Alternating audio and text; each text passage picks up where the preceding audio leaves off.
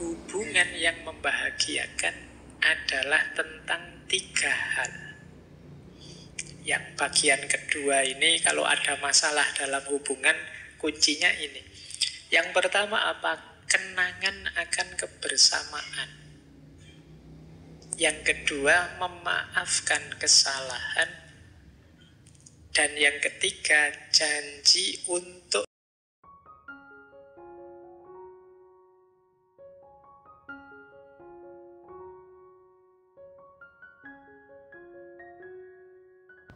Assalamualaikum warahmatullahi wabarakatuh.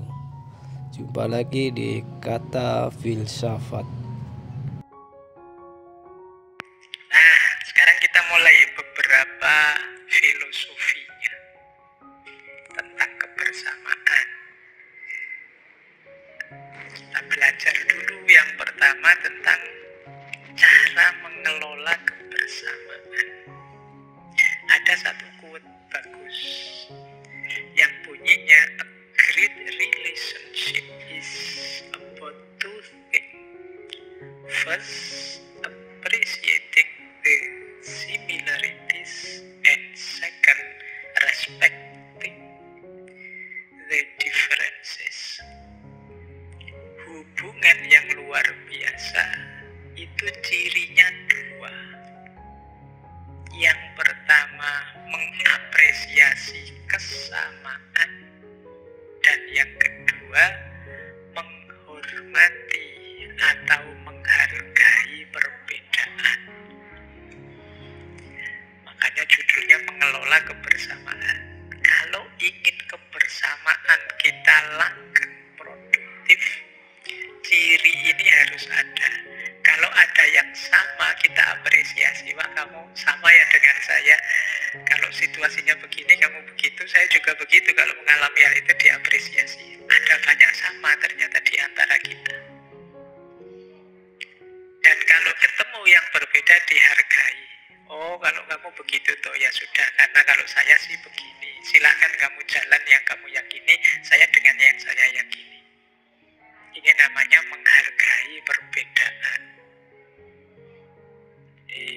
Ini hubungan di antara orang-orang yang saling dekat, saling mencintai, saling menghargai. Kadang-kadang kita itu kalau sudah tidak suka orang, meskipun ada yang sama, yuk kita ngotot, kita anggap itu beda-beda. Kalau dia kan cuma ini, kalau saya sama-sama ranking 1 karena kamu benci. Dia ranking 1-nya kebetulan saja. Kalau saya ya memang kualitas saya unggul sih. Jadi tidak mengapresiasi persamaan. Dia itu kan temporer, itu kadang baik, kadang tidak. Kalau saya ini baiknya permanen sudah. Itu similarities. Tidak menghargai, tidak mengapresiasi yang sama-sama. Bahkan itu tadi, kalau ada perbedaan, apalagi yang sama saja dia tidak mengapresiasi, apalagi yang berbeda. Mesti dia menganggap aku lebih tinggi, dia lebih jelek. Dan hubungan seperti inilah mungkin yang kemarin dibunyikan oleh Sartre sebagai orang lain adalah neraka. Kalau gayamu seperti itu, ya pantes kamu jadi nerakanya orang lain. Tidak ada seneng-senengnya kalau dekat sama kamu. Jadi kalau kamu sukses, dia bilang alah kebetulan saja. Kalau kamu gagal, dia bilang apa kataku. Ya wis. Tidak enak kamu dekat orang seperti ini. Maka buktikan bahwa Sartre salah. Kamu bukan neraka bagi orang lain, tapi kamu adalah kegembiraan, kebahagiaan bagi orang lain. Jadi cara mengelola begitu. Nah, ini ada lagi satu tips dari Cornel Barat ini, filosof, penulis dari Amerika. Kata beliau, kita harus menyadari bahwa tidak mungkin ada hubungan kecuali ada komitmen, kecuali ada kesetiaan, kecuali ada cinta, kecuali ada kesabaran, kecuali ada ketekunan. Ini syaratnya. Maka kalian latihanlah di sini. Yang pertama komitmen. Komitmen itu ya meskipun berat, ayo dijalani saja. Komitmen itu nanti gandeng dengan istiqomah. Yang kedua setia. Jadi setia itu ya kita mengistiqomahi apa yang sudah kita komitmeni sebelumnya. Tidak belok-belok meskipun ada yang lebih menarik, ada yang lebih menantang, mungkin menurutmu lebih mengasihkan. Tidak, saya sudah berkomitmen dengan ini sebelumnya. Kemudian cinta, sabar, dan tekun. Ini uraiannya satu-satu panjang, tapi insya Allah teman-teman bisa menangkap. Hubungan yang tanpa komitmen dan kesetiaan berat. Karena hidup ini dinamis dan banyak godaannya. Apalagi kalau dasarnya hanya senang saja, apalagi kalau dasarnya hanya senang-senang saja. Jadi kadang-kadang kan kita inginnya hubungan itu enak, terus menyenangkan terus. Begitu ada tantangan, ada kesulitan, gentar kita nyari yang lain yang menurutmu ada kesenangannya. Wah, dulu sama kamu asik, sekarang kamu udah asik, ya sudahlah. Nah, itu berarti kamu nyari enaknya saja. Apalagi yang nyari senang-senangnya saja, kalau itu lebih parah lagi. Di situ diperlukan komitmen, kesetiaan. Apalagi kalau hubungan tidak ada cinta, tidak ada kesabaran, tidak ada ketekunan, ya wallahu a'lam bishawab. Selesai mesti. Ya, baik, rumus pertama. Jadi kalau kita rinci sejak awal tadi ya, biar hubungan langgeng. Yang pertama, mengapresiasi persamaan. Yang kedua, menghormati perbedaan. Yang ketiga, komitmen dan kesetiaan. Yang keempat, menghidupkan cinta, kesabaran, dan ketekunan. Ini nanti jadi 5 syarat pertama kebersamaan bisa langgeng. Syarat kedua, ini rombongan kedua. Ada quote seperti ini. Hubungan yang membahagiakan adalah tentang 3 hal. Yang bagian kedua ini kalau ada masalah dalam hubungan, kuncinya ini. Yang pertama apa? Kenangan akan kebersamaan. Yang kedua, memaafkan kesalahan. Dan yang ketiga, janji untuk tidak pernah menyerah satu sama lain. Ada masalah apapun, yang pertama, ayo diingat-ingat kebersamaan kita selama ini. Jangan terpaku pada pahitnya sekarang saja. Kita sudah berapa tahun bareng-bareng ini, bersama ini. Jangan hanya karena hujan hari ini, panas yang kemarin-kemarin kita lupakan, terang yang kemarin-kemarin kita lupakan. Kan banyak sekarang pasangan-pasangan yang hanya fokus pada sulitnya hari ini, problem hari ini. Lupa sudah sangat banyak kenangan yang kemarin-kemarin. Biasanya orang yang melupakan kenangan-kenangan yang lama itu dia punya harapan membuat kenangan yang baru tapi dengan yang lain. Ya, biasanya ngono tapi yo ndak ngerti. Jadi syarat pertama itu, jadi kalau kalian mungkin punya sebenarnya hubungan apa saja sih, tidak cuma hubungan yang sama yangmu, hubungan apa saja yang sama. Kamu kan nyebutnya ya.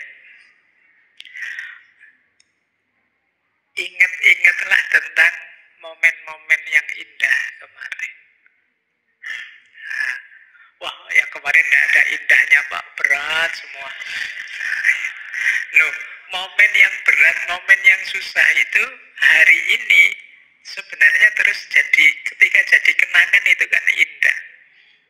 Coba tanya ayah ibu ibumu, bapak ibumu, ketika mengenang mereka berjuang pertama membesarkanmu, itu kan berat. Tapi begitu sekarang diceritakan kan jadi indah. Oh, kamu nggak ngerti dulu bapak begini, sampai dulu ibu begini. Ayo dikenang. Kenangan-kenangan kebersamaan itu bentuknya apapun itu indah. Bisa membuat kita semakin dekat.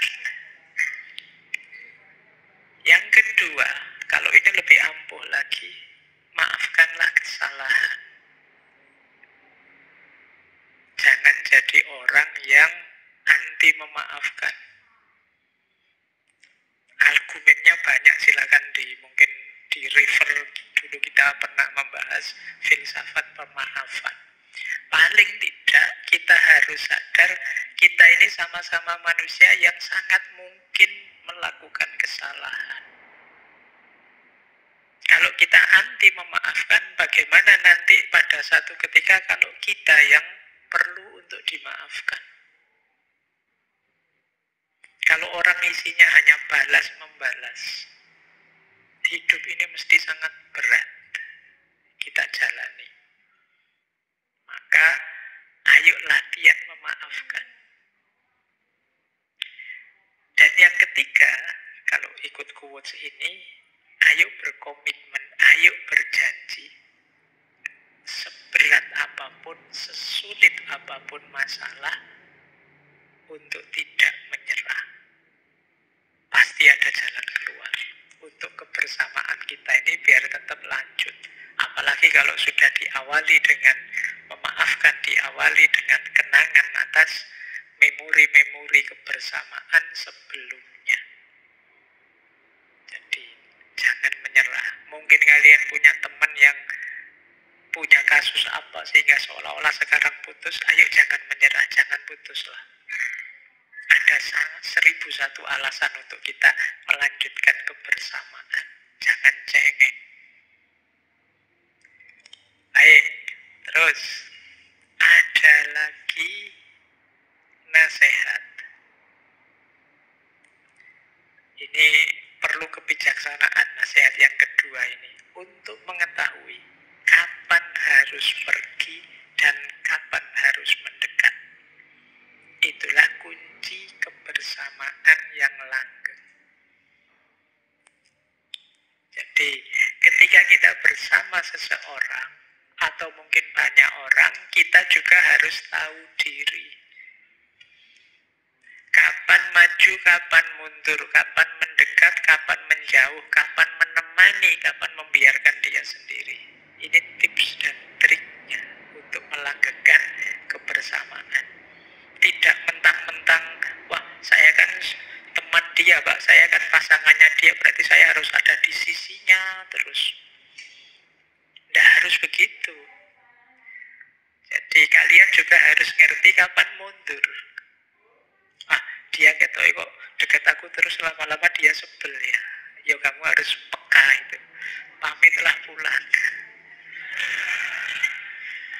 Ya, kok diajak ngomong kok tidak menanggapi, tiba-tiba menguap, tiba-tiba apa, ya kamu pekalah. Ya. Jadi kok tiap kali bertamu kok gelagatnya tidak menyenangkan, mungkin dia tidak senang. Saya sering bertamu, ya jarang-jarang lah. Tunggu sampai dia kangen. Kok tidak kangen-kangen Pak, lama ya? Ya. Ya berarti kamu tidak ditunggu. Jangan-jangan dia lebih senang kalau kamu jauh. Oke, itu kamu harus, ya bahasa sederhananya, tahu diri. Kadang-kadang ada orang yang tidak tahu diri.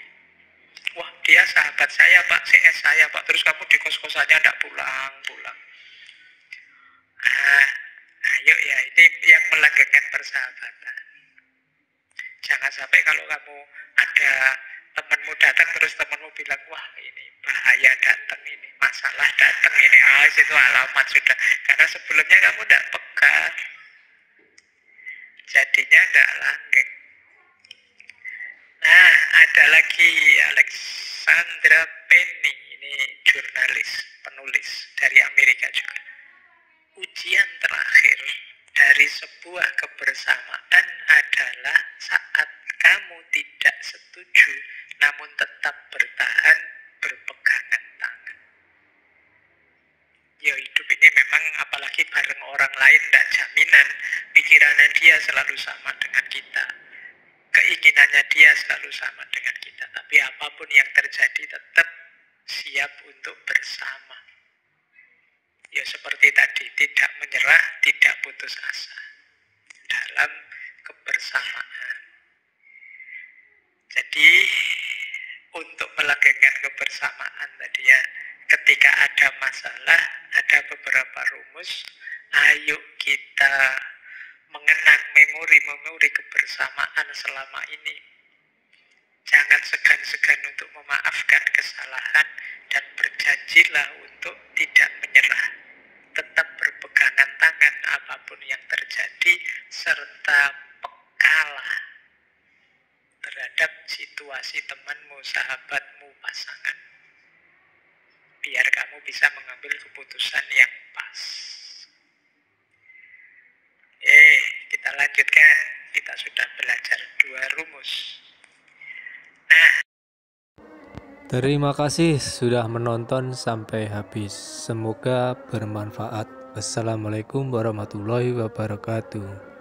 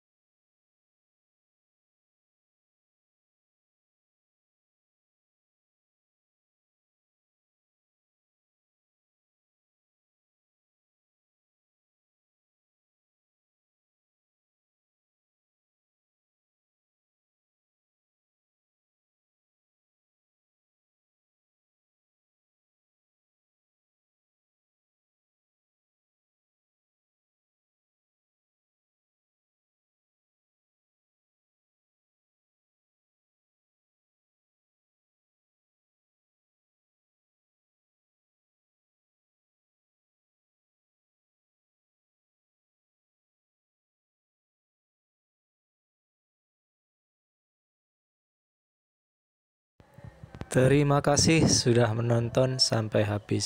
Semoga bermanfaat.